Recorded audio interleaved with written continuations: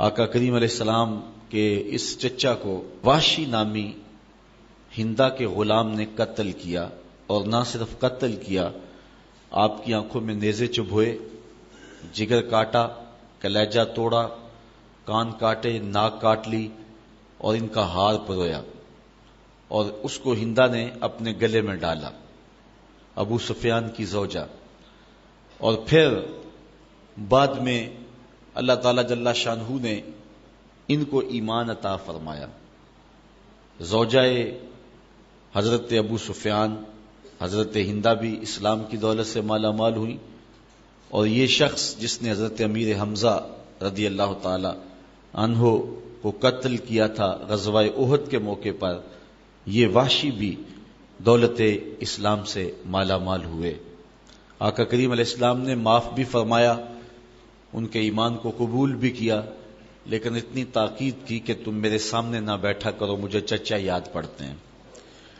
تو علماء فرماتے ہیں کہ انہوں نے ایک بہت بڑا کام کیا تھا، لیکن بعد میں توبہ کر لی اور اسلام کے دامن میں آ گئے۔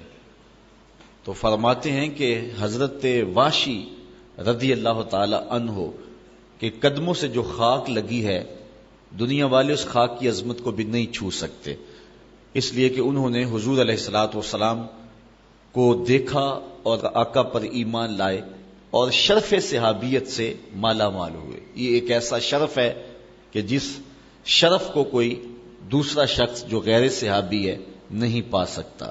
اس لیے جتنے بھی صحابہ ہیں تو ہم ان کے بارے میں کوئی ایسی بات نہیں کریں گے کہ جو ان کی شان میں سوء ادب رکھتی ہو۔ حضور علیہ السلام کا فرمان سنیے، اپنے اصحاب کے بارے میں حضور نے ارشاد فرمایا۔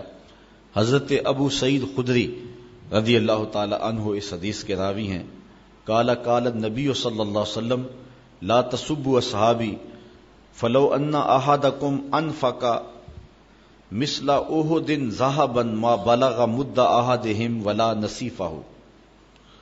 حضور نے فرمایا، یہ بخاری مسلم دونوں میں روایت ہے، کہ میرے اصحاب کو گالی نہ دینا۔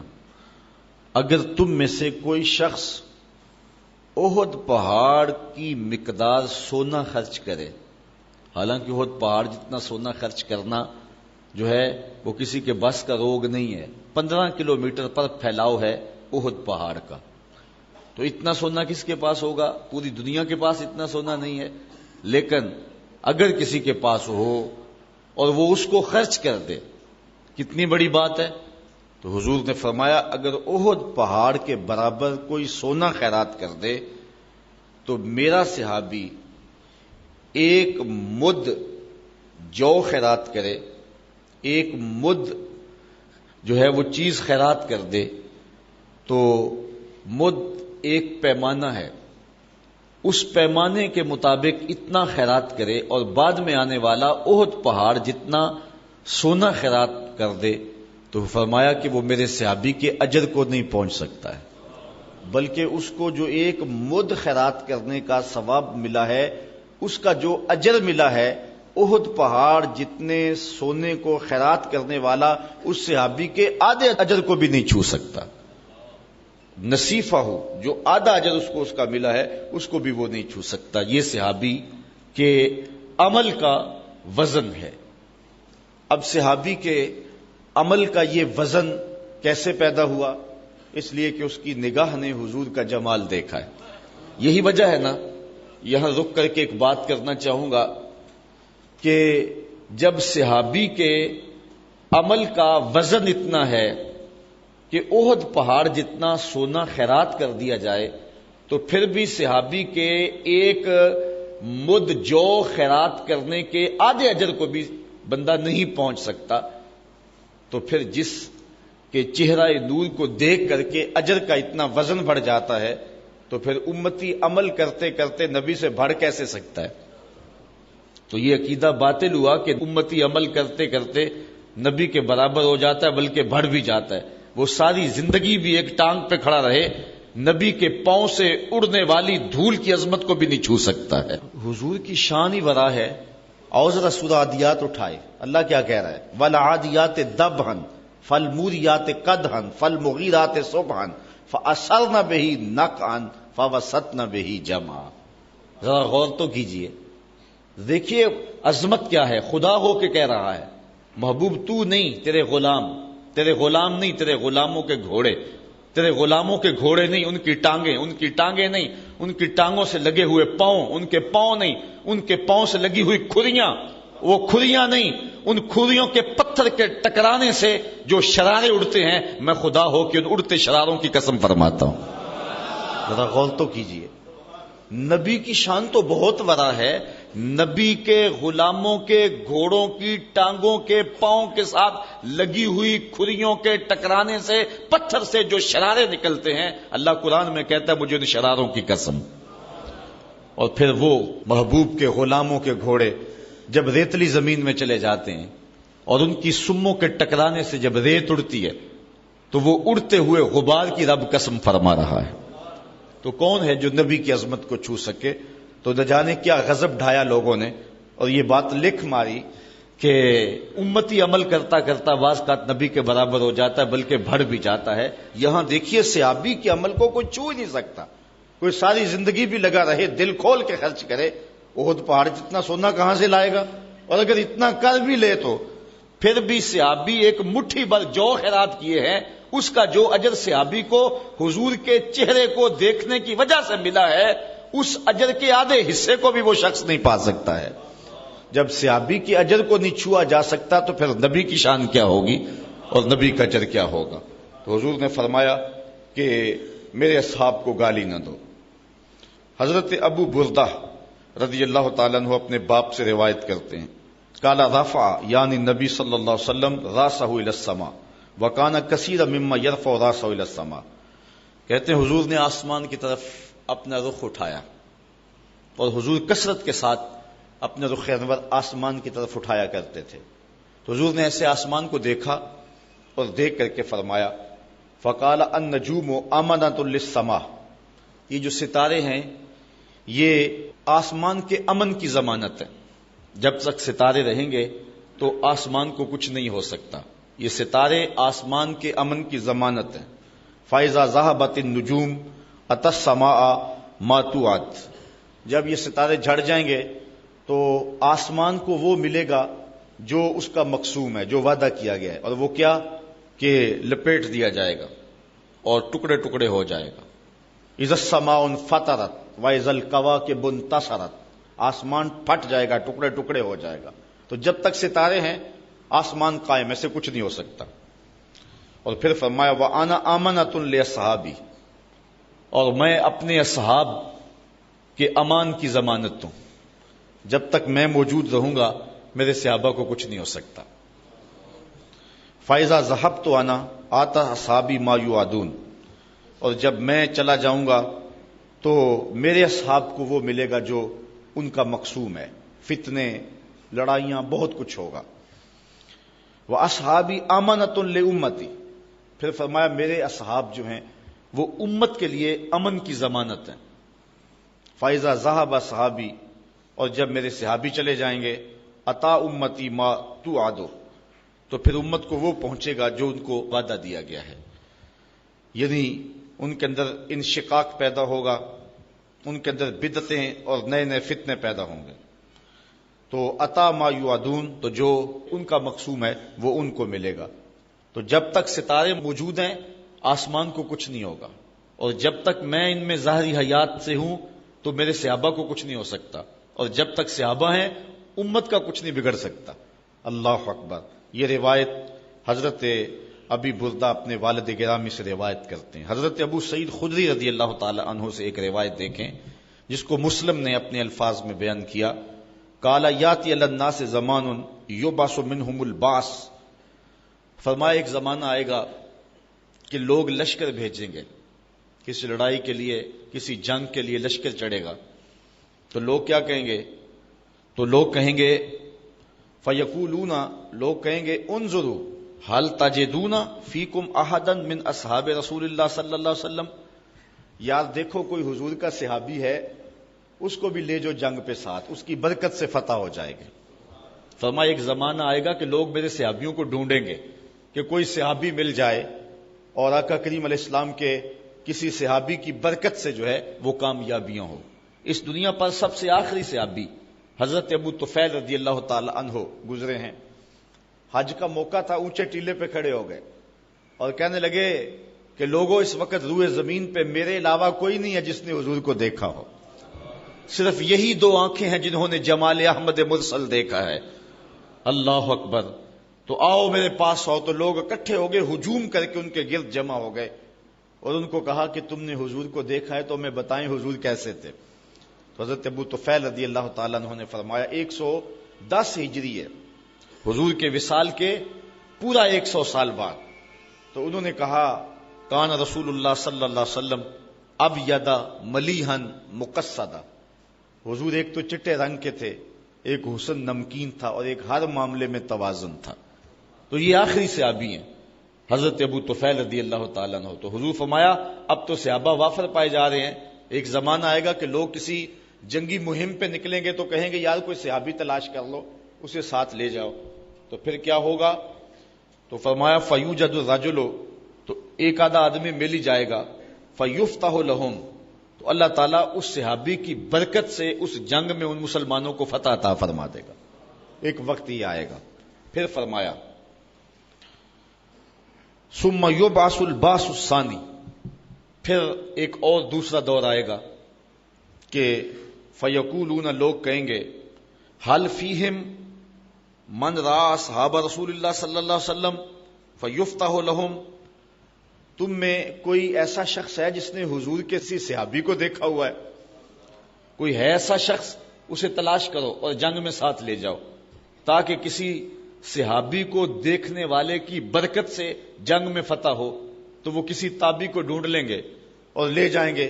تو حضور فرمایا فیفتح لہم، اللہ انہیں بھی فتح عطا فرما دے گا.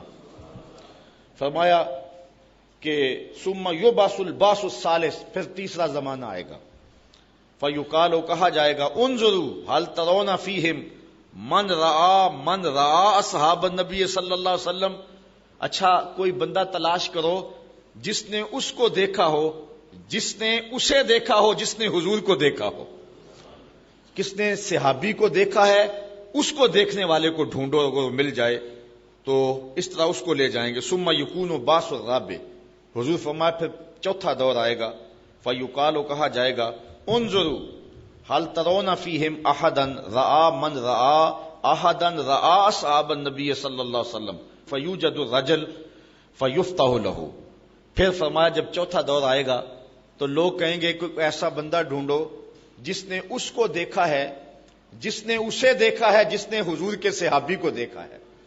تو پھر ان کو وہ بندہ بھی مل جائے گا تو وہ اس کو اپنے ساتھ جنگ میں لے جائیں گے. تو حضور فرماتے ہیں کہ اللہ تعالیٰ اس کی برکت سے بھی ان کو جنگ میں فتح عطا فرما دے گا.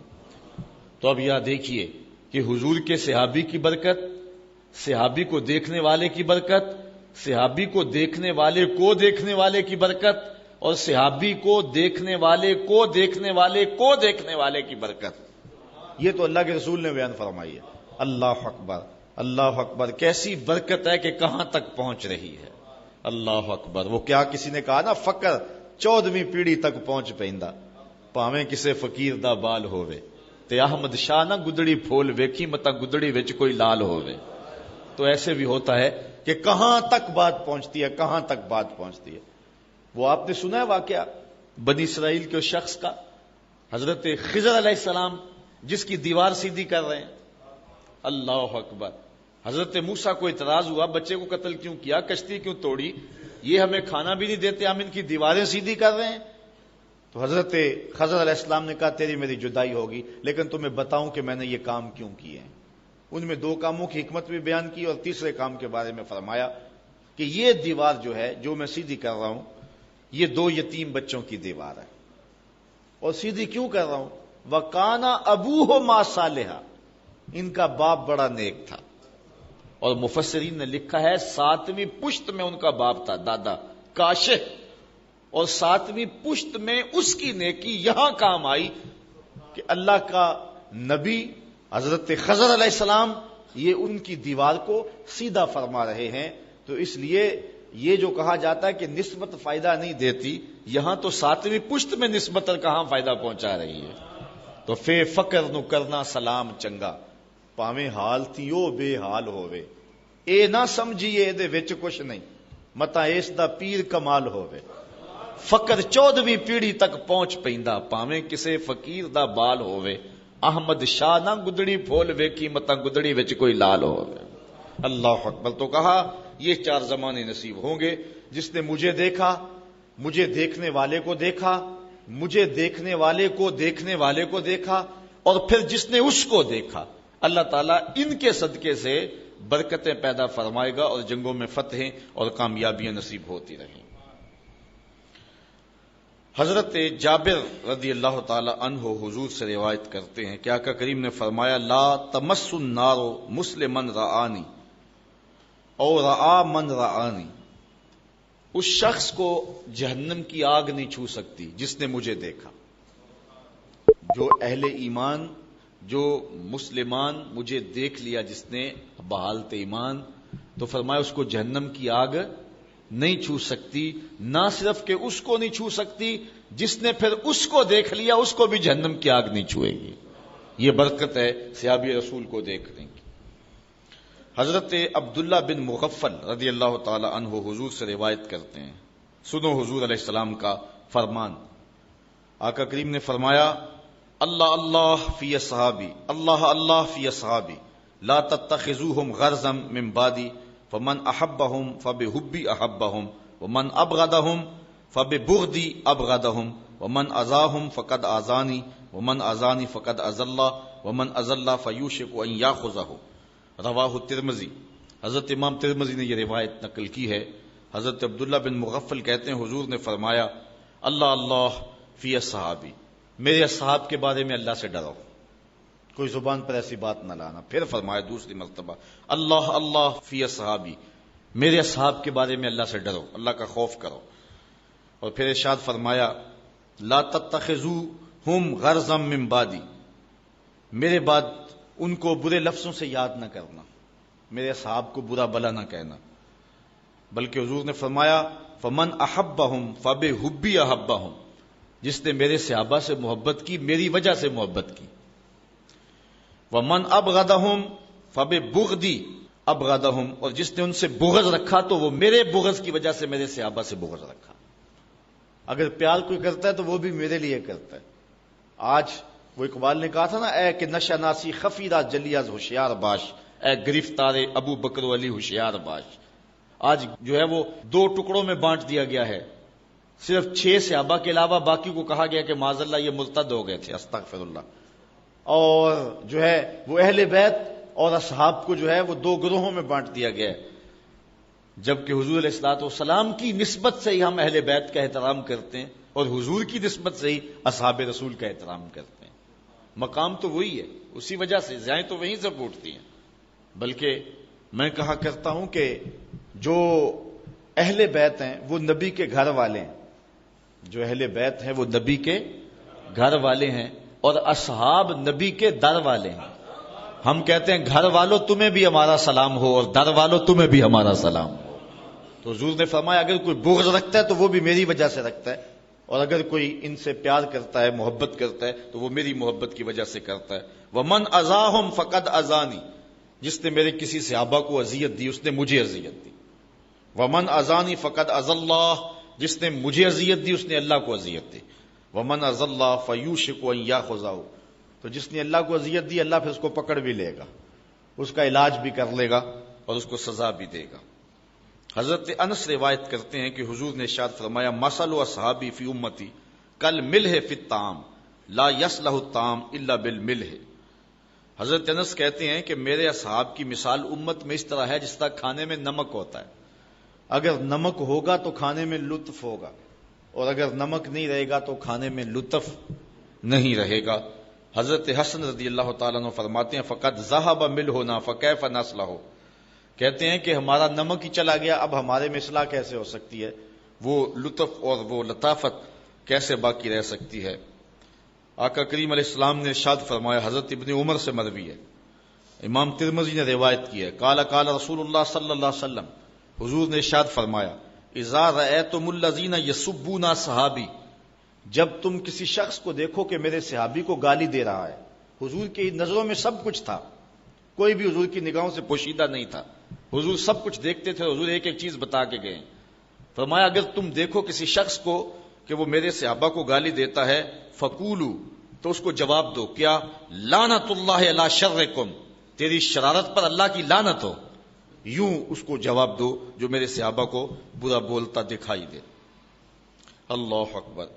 اب یہ تو صحابہ کا مطلق تذکرہ تھا، آج میں حضور کے چند اصحاب کا مختصر تذکرہ آپ کے سامنے رکھ کے بات کو آگے بڑھاؤں گا۔ سب سے افضل صحابی جس کو شرف ملا اور عظمت سب سے فضیلت والی نصیب ہوئی، وہ حضرت ابوبکر صدیق کی ذات ہے۔ کہتے ہیں حضور کا سایہ نہیں تھا، لیکن یہ سائے کی طرح حضور کے ساتھ ہی رہے، ساری زندگی حضور کے ساتھ گزاری۔ امن الناس بر مولائے ماں، اقبال کا لہجہ دیکھیے، امن الناس بر مولائے ماں، کلیم اول سینائے ماں، ہستی او کشت ملت راچو ابر، ثانی اسنین و غار و بدر و قبر۔ ساری زندگی حضور کے ساتھ گزاری، بدر کے بھی ساتھی ہیں، قبر کے بھی ساتھی ہیں، غار کے بھی ساتھی ہیں، اور حد ہو گئی مزار کے بھی ساتھی ہیں۔ جے شک ہووی تے چل مدینے، آ ویخ لے جوڑ مزاراں دا، بن یار نبی دیاں یاراں دا۔ حضور علیہ السلام نے ارشاد فرمایا، حضرت ابو سعید خدری سے روایت ہے، ان النبی صلی اللہ علیہ وسلم قال ان من امن الناس علی فی صحبتہ و مالہ ابو بکر، فرمایا اپنی صحبت اور اپنے مال سے جس نے سب سے زیادہ میرے اوپر احسان مندی کی ہے اس شخص کا نام ابو بکر ہے۔ بلکہ حضور نے فرمایا کہ جس شخص نے بھی میرے اوپر کوئی احسان کیا ہے میں اس کے احسان کا بدلہ اس کو دے چکا ہوں، لیکن ایک ابو بکر ہے جس کے احسانات کا بدلہ کل قیامت کے دن اللہ ہی عطا فرمائے گا۔ یہ صرف حضرت ابو بکر صدیق کی ذات ہے، اور حضور نے خود ان کی عظمت کو اس انداز سے بیان کیا۔ حضرت جبیر بن مطعم رضی اللہ تعالیٰ عنہ روایت کرتے ہیں، قال اتت النبی صلی اللہ علیہ وسلم امرأۃ فکلمتہ فی شیء فامرها ان ترجع الیہ، ایک خاتون حضور کی خدمت میں آئی، اس نے حضور سے کسی معاملے میں بات کی تو آقا کریم نے فرمایا چلی جا پھر واپس آ جانا۔ قالت یا رسول اللہ ارایت ان جئت ولم اجدک کانہا ترید الموت، اس نے عرض کیا اگر میں پھر کبھی آئی تو آپ نہ ہوئے تو، یعنی اس کا مطلب تھا کہ آپ اگر وصال کر گئے ہوئے تو پھر کیا کروں گی؟ قال فإن لم تجدنی فاتی ابا بکر، اگر میں نہ ہوا تو ابو بکر تو ہوں گے نا۔ یہ روایت بخاری میں بھی ہے اور مسلم میں بھی ہے۔ علماء نے کہا کہ یہ حضور ابو بکر صدیق رضی اللہ تعالی عنہ کی خلافت کی طرف واضح اشارہ ہے۔ حضرت علی المرتضی رضی اللہ تعالی عنہ نے حضرت فاطمہ تو زہرا رضی اللہ تعالی عنہا کی موجودگی میں دوسری شادی نہیں کی تھی، بلکہ کرنا چاہی تو حضور نے منع فرما دیا۔ ان کے وصال کے بعد حضرت مولا کائنات نے بہت ساری شادیاں فرمائی تھیں، ان میں ایک زوجہ سے ایک بیٹے پیدا ہوئے تھے محمد بن حنفیہ، یہ حضرت مولا کائنات سیدنا علی المرتضی کے فرزند ہیں۔ وہ کہتے ہیں کہ ایک دن میں اپنے باپ حضرت علی المرتضی سے پوچھا، قلت لابی، میں نے اپنے باپ سے کہا، ای الناس خیر بعد النبی صلی اللہ علیہ وسلم، اس امت میں حضور کے بعد سب سے افضل شخص کون سا ہے؟ میں نے پوچھا حضرت علی المرتضی سے اپنے والد گرامی سے، قال ابو بکر، تو حضرت مولا کائنات فرمانے لگے ابو بکر ہیں، اور کون ہے؟ قلت ثم من، میں نے کہا پھر کون ہے؟ قال عمر، عمر کہتے ہیں وخشیت ان یقول عثمان، میں نے تیسری بار نہیں پوچھا کہ پوچھا تو حضرت عثمان کا نام نہ لیں، تو کہتے ہیں قلت ثم انت، میں نے کہا اچھا پھر تیسرے آپ ہوئے؟ قال ما انا الا رجل من المسلمین، کہا میں تو مسلمانوں سے ایک عام آدمی ہوں۔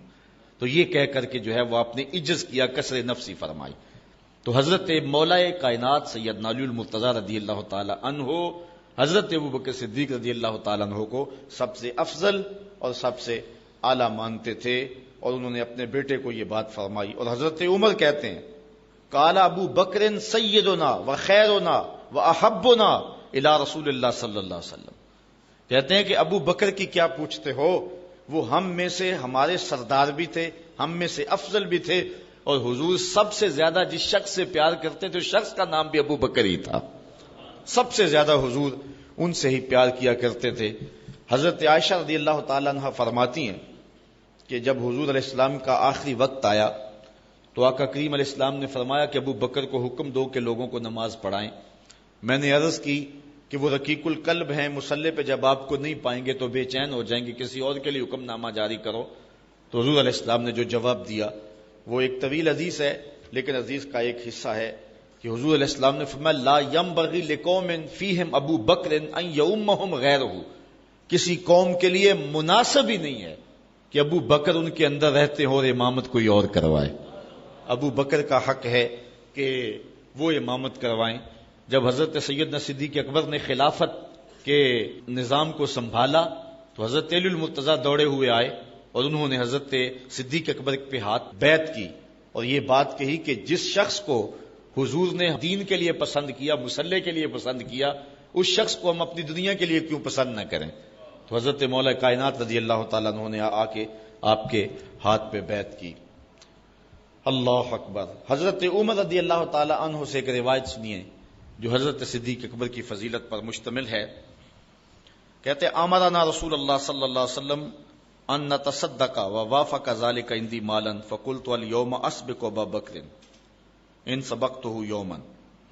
کہتے حضور نے ایک مرتبہ فنڈ کے لیے ارشاد فرمایا کہ لاؤ راہ خدا میں پیش کرو، تو میرے پاس اتنی خوشحالی تھی کہ اتنی کبھی خوشحالی ہوئی نہیں تھی، تو میں نے کہا اگر ابو بکر سے بڑھ سکتا ہوں تو آج بڑھ سکتا ہوں، آج اللہ کا خاص کرم ہے تو آج میں ابو بکر سے اگر بڑھ سکوں تو آج بڑھ سکتا ہوں۔ فجے تو بنصف مالی، میں گیا اور آدھا مال لے آیا۔ فقال رسول اللہ صلی اللہ علیہ وسلم ما ابقیت لأہلک فقلت مثلہ، حضور نے پوچھا عمر گھر والوں کے لیے کیا چھوڑا ہے؟ میں نے کہا اتنا ہی چھوڑ آیا ہوں، جتنا لے آیا ہوں اتنا ہی چھوڑ آیا ہوں، آدھا لے آیا ہوں آدھا چھوڑ آیا ہوں۔ وَأَتَى ابو بکر رضی اللہ تعالیٰ عنہ بكل ما عنده، کہتے ہیں پھر ابو بکر سارا مال ہی سمیٹ کے لے آئے۔ اللہ اکبر۔ فقال یا ابا بکر ما ابقیت لأہلک، حضور نے کہا ابو بکر تم گھر کے لیے کیا چھوڑا ہے؟ تو حضرت ابو بکر رضی اللہ تعالیٰ نے کہا ابقیت لہم اللہ ورسولہ، حضور میرے سامنے بھی آپ ہیں، میرے گھر میں بھی تو آپ ہی ہیں نا۔ وہ اپنے نام لیواؤں کو تنہا چھوڑتے کب ہیں، جہاں ہم دم نہ ہو کوئی وہاں سرکار ہوتے ہیں۔ تو کہا کہ میں اللہ اس کے رسول کی رضا کو گھر چھوڑ آیا ہوں۔ قلت لا اسبقہ الی شیء ابدا، حضرت عمر کہتے ہیں پھر میں نے کہا کہ میں ابو بکر سے کبھی بھی نہیں بڑھ سکتا۔ اللہ تعالیٰ نے ان کو شان یہ انوکھی دی ہے۔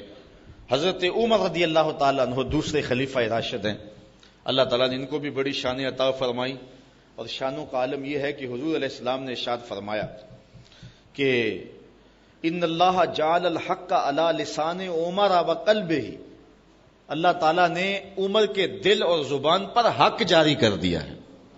حضرت عمر جب بولتے ہیں تو ان کی زبان پر حق ہی جاری ہوتا ہے، بلکہ آقا کریم علیہ السلام نے اللہ کی بارگاہ میں دعا مانگی کہ اللہم اعز الاسلام بابی جہل ابن حشام اور بعمر ابن الخطاب، اے اللہ یا ابن حشام، ابو جہل بن حشام یا عمر بن خطاب، ان دونوں میں سے کسی ایک سے جس کو تو پسند کرتا ہے اسلام کو عزت دے دے۔ یہ حضور نے دعا کی، ادھر یہ تلوار لے کے بانی اسلام کا چراغ بجھانے نکلے تھے، لیکن راستے نے کہا کدھر جا رہے ہو؟ کہا بس آج کام تمام کرنے جا رہا ہوں۔ کہا گھر کی تو خبر لو۔ کہا کیا ہوا ہے؟ کہا تمہاری بہن بھی اس آقا کی غلام بن گئی ہے۔ وہ واقعہ پھر آپ نے سنا ہے کہ وہ جب گئے تو قرآن مجید کی تلاوت ہو رہی تھی، عمر کا پھر دل ہی بدل نہیں گیا۔ اللہ اکبر۔ اقبال کہتے ہیں تو نہ دانی کے سوزے کراتے تو دیگر گوں کر تقدیر عمر را، میری بہن تو نہیں جانتی، تو چھوڑ گیا قرآن کی تلاوت۔ قرآن تو ایسا ہے اگر بہن ہو کے قرآن پڑھے تو عمر کی تقدیر بدلتی ہے، اور ماں ہو کے قرآن پڑھے تو نیزے کی نوک پہ بیٹا قرآن سناتا ہے۔ تو نہ دانی کے سوزے کراتے تو دیگر گوں کر تقدیر عمر را، تو تقدیر بدلی، پھر حضور کی خدمت میں حاضر ہو گئے۔ حضرت عقبہ بن عامر رضی اللہ تعالی عنہ روایت کرتے ہیں کہ حضور علیہ السلام نے ارشاد فرمایا لو کان بعدی نبیا لکان عمر، اگر میرے بعد کوئی نبی ہوتا تو عمر ہوتا۔ اللہ تعالیٰ نے یہ شان حضرت عمر رضی اللہ تعالی عنہ کو عطا فرمائی ہے۔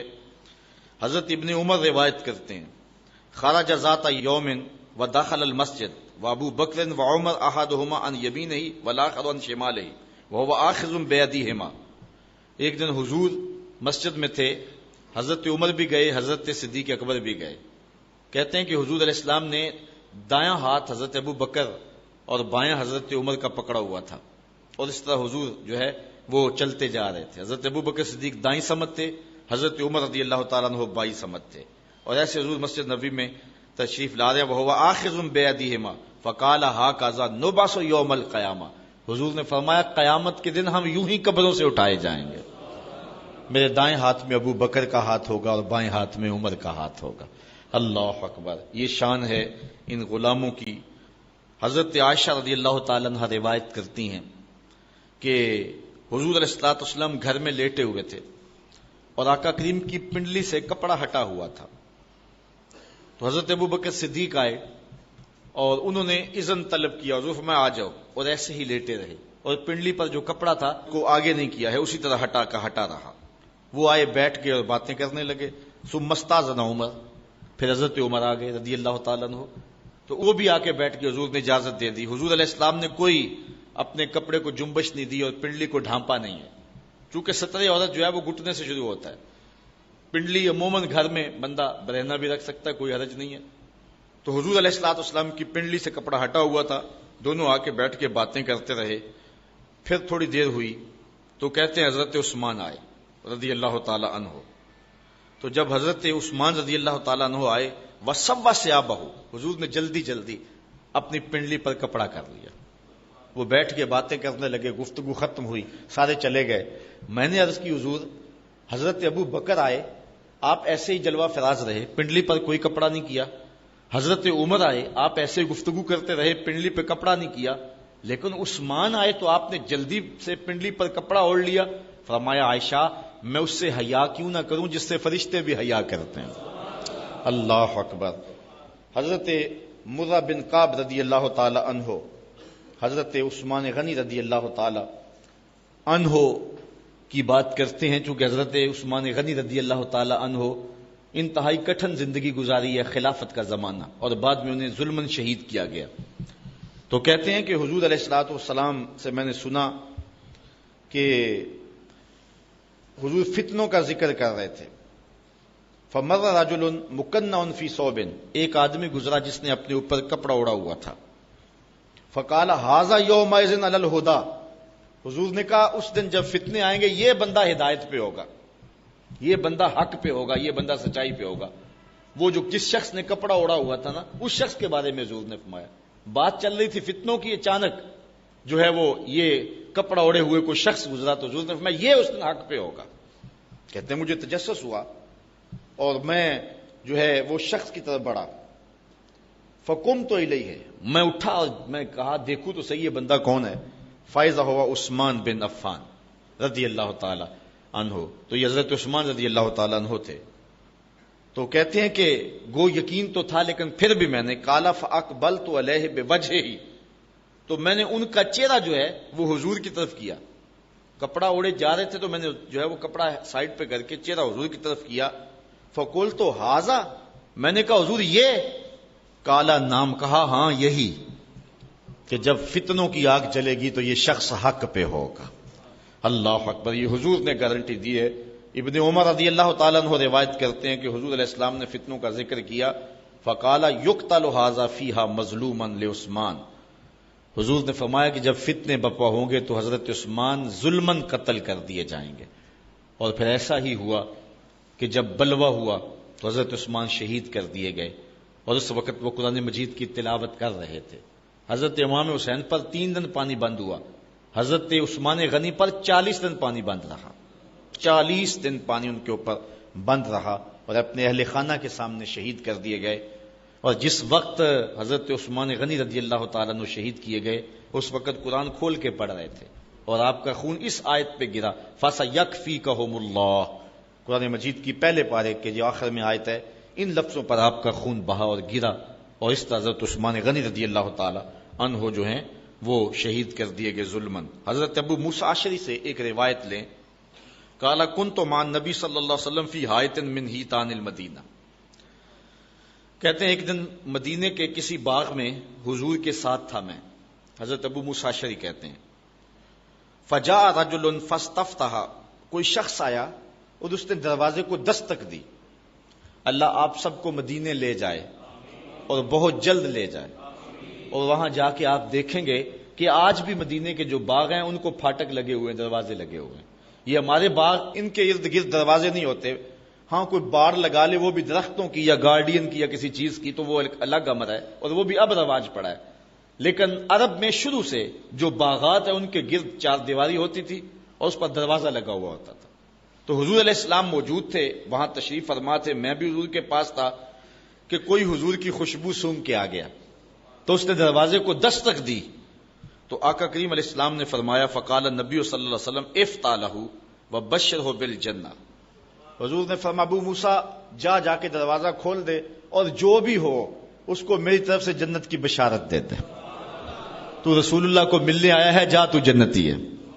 کہتے ہیں میں گیا, دروازہ کھولا, ففتحت لہ, میں نے دروازہ کھولا تو کیا منظر دیکھا, فائز ابو بکر رضی اللہ تعالیٰ عنہ.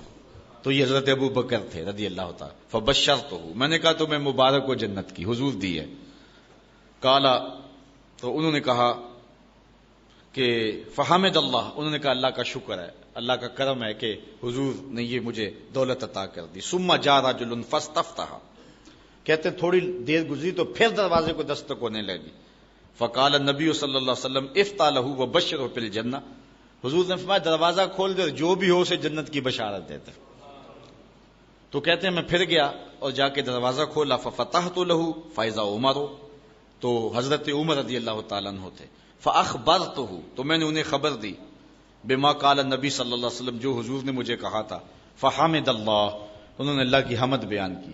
ثم استفتح رجل, پھر کسی نے دروازے پہ دستک دی. فقال لہ افتح لہ, حضور نے کہا جا دروازہ کھول دے, وبشرہ بالجنہ, اسے جنت کی بشارت دے دے. الا بلوا تصیبہ, لیکن یہ بھی کہنا مصیبتیں بڑی آئیں گی, ساتھ یہ بھی اسے کہنا الا بلوا تصیبہ, تجھے مصیبتیں بہت آئیں گی. تو کہتے ہیں فائزہ عثمان, میں گیا تو وہ حضرت عثمان تھے رضی اللہ تعالی عنہ. فاخبرتہ بما قال النبی صلی اللہ علیہ وسلم, تو میں نے خبر دی جو حضور نے کہا. فحمد اللہ, تو نے کہا اللہ کا شکر ہے. ثم قال, پھر کہا اللہ المستعان, میں اللہ سے مدد مانگتا ہوں, جب مشکلیں آئیں گی تو مشکلوں میں وہی میری مدد کرے گا.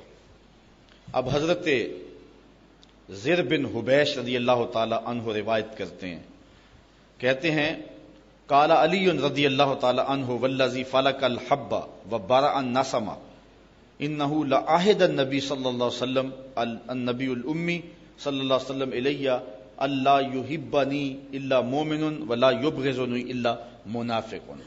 حضرت علی فرماتے ہیں مجھے قسم ہے اس رب کی جس نے گٹھلی کو پھاڑا اور دانے کو چیرا, کہ حضور نے میرے بارے یہ بات کہی کہ تیرے سے محبت مومن کرے گا اور بغض منافق رکھے گا. یہ علامت ہے حضرت علی المرتضیٰ سے پیار ایمان کی, اور ان سے بغض رکھنا یہ دشمنی کی علامت ہے. حضرت عمران بن حسین سے روایت لیتے ہیں, وہ حضور سے بیان کرتے ہیں کہ آقا کریم علیہ الصلوۃ والسلام نے فرمایا ان علی منی وانا منہ وہو ولی کل مومن, کہ علی میرے سے ہے اور میں علی سے ہوں, اور علی ہر مومن کا دوست ہے, ہر مومن کا ولی ہے.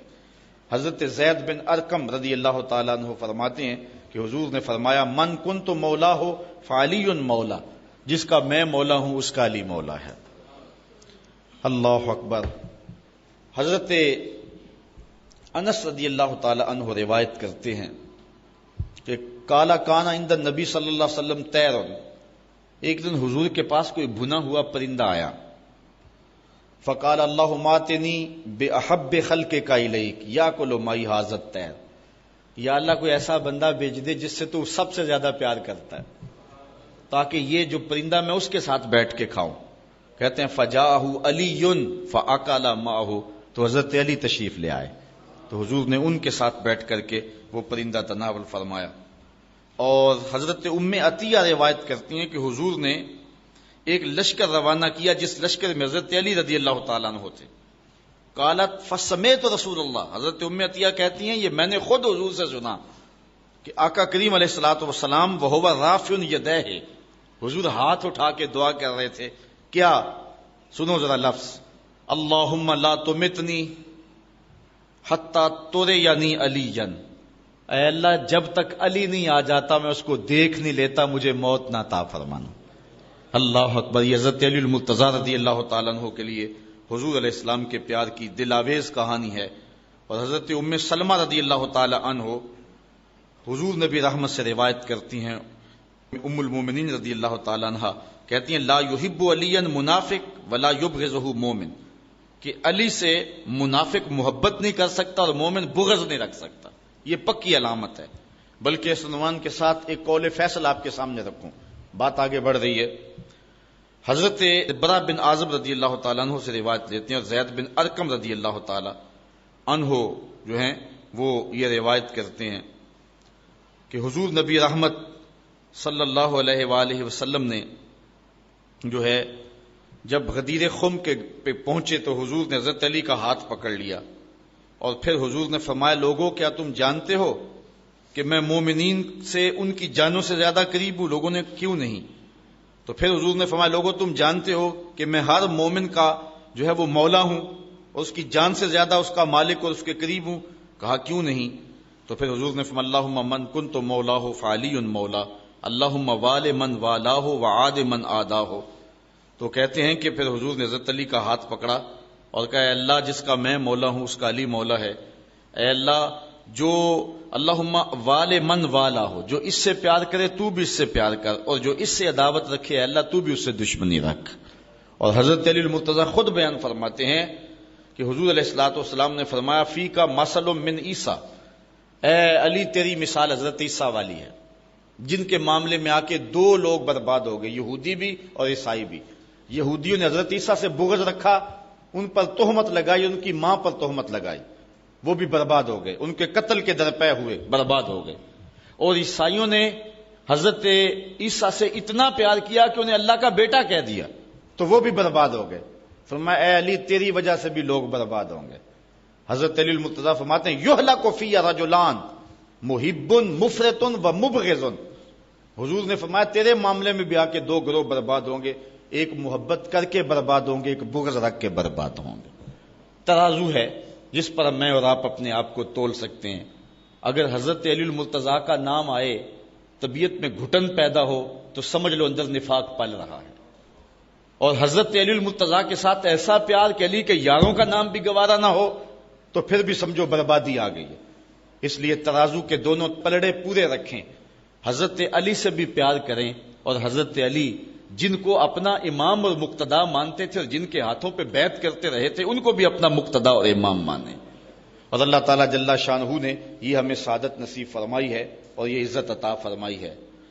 حضور علیہ السلام نے ارشاد فرمایا، روایت ہے حضرت انس رضی اللہ تعالی عنہ سے، حضور نے فرمایا ارحم امتی بے امتی ابو بکر، میری امت میں میری امت پر سب سے زیادہ نرم دل ابو بکر ہے، واشدہم فی امر اللہ عمر، اور اللہ کے معاملات میں اس کے امور میں سخت ترین شخص جو ہے اس کا نام عمر ہے، واصدقہم حیاء عثمان، اور جو حیا میں جو ہے وہ سب سے آگے ہے وہ عثمان ہے، اور ایک روایت میں وَأَقْضَاهُمْ عَلِيٌّ، اور لوگوں میں سب سے زیادہ جو فیصلہ کرنے والا ہے، جو سب سے بڑا قاضی ہے وہ علی ہے۔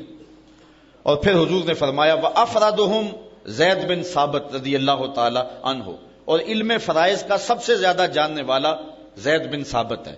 وَأَقْرَأُهُمْ أُبَيْ بن قعب، اور سب سے بڑا قاری میری امت میں ابی بن قعب ہے۔ وَعَالَمُهُمْ بِالْحَلَالِ وَالْحَرَامِ معاذ بن جبل، اور حلال و حرام کو سب سے زیادہ جاننے والا معاذ بن جبل ہے۔ وَلِكُلِّ أُمَّةٍ أَمِينٌ، اور ہر امت کا کوئی امین ہے۔ وَأَمِينُ هَذِهِ الْأُمَّةِ ابو عبیدہ بن الجراح، اور اس امت کا امین ابو عبیدہ بن جراح ہے رضی اللہ تعالی عنہ۔ حضور علیہ السلام کے سارے صحابی مختلف پھول ہیں۔ آج لوگوں کے اندر جو ہے وہ ایک عجیب صورتحال بن گئی ہے۔ حضرت صاحبزادہ صاحب رحمۃ اللہ تعالی علیہ سے کسی نے پوچھا حضرت ایک مسئلہ تو بتائیں کہ حضرت عائشہ افضل ہیں یا حضرت فاطمہ افضل ہیں؟ پوچھنے والے کی نیت تو کچھ اور تھی کہ صاحبزادہ صاحب کو پھنسائیں گے، تو جن لوگوں کو اللہ نے بصیرت دی ہوئی ہوتی ہے بات کرنے کا ڈھنگ بھی دیا ہوتا ہے۔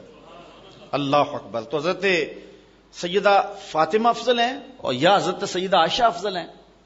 تو آپ فرمانے لگے، اس کی نیت سے تو آگاہ ہو گئے، فرمانے لگے بیلیا اگر دیکھیں بیٹی ہونے کی حیثیت سے تو فاطمہ بیٹی ہے نبی کی اور عائشہ بیٹی ابو بکر کی. ابو بکر کی بیٹی نبی کی بیٹی سے افضل تو نہیں ہو سکتی. اور اگر دیکھیں بیوی ہونے کی حیثیت سے تو عائشہ بیوی ہے نبی کی اور فاطمہ بیوی ہے علی کی. علی کی بیوی نبی کی بیوی سے افضل تو نہیں ہو سکتی ہے.